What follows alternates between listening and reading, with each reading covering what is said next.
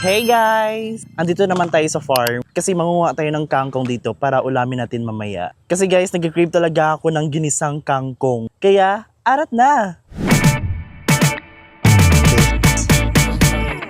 So yun guys, doon tayo mangunguha sa fish pan kasi marami kaming kangkong doon at sabi ng papa ko mataba daw yung mga kangkong namin doon. Kaya guys, puntahan natin yung fish pan and mangunguha tayo ng kangkong. Actually guys, doon sa Manila, hindi talaga ako makakakain ng kangkong doon kasi malayo sa market yung pinagstihan ko doon sa Pasay. Wala kasing kangkong nagbenta doon sa mga convenience store. Yung binta lang nila doon is mga talong, kalabasa, ganyan lang. Wala silang kangkong. Ayun tuloy, hindi ako nakaulam ng kangkong. So yan guys, andito na tayo sa fish pan.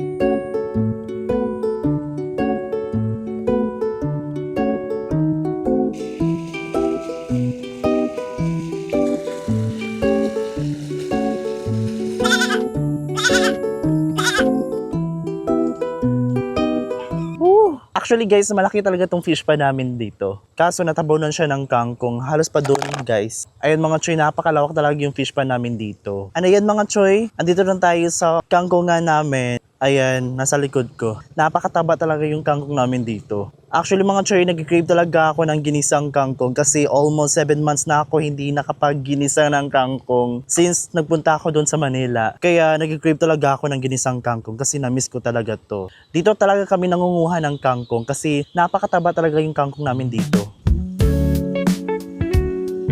So yan guys, natakot ako dito kasi napaka-masukal yung damo dito. Baka may mga mananap dito. Oh my God, natakot ako. So hi guys, so napakadilim.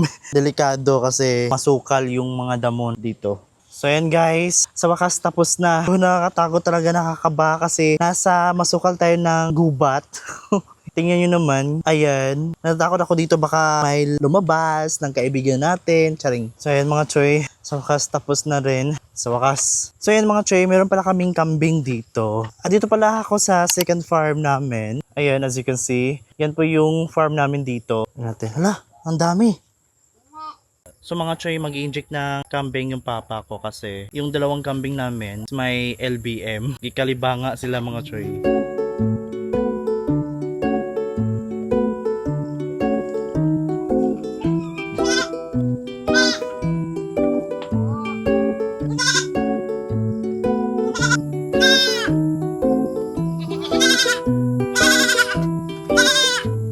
So ayan, tapos na kami magpa-inject ng kambing. Anong kasunod? Syempre, uuwi na tayo. Nakalimutan ko pala i-open yung mic. So ayan mga choy ha, please support my vlog kasi more vlog pa tayo dito sa farm. Sa totoo lang mga choy, masarap talaga mag-vlog dito sa farm.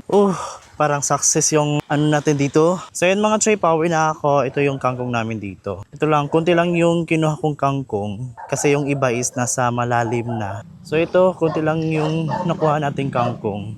Ayun mga choy, ito lang yung palayan namin dito. Diba?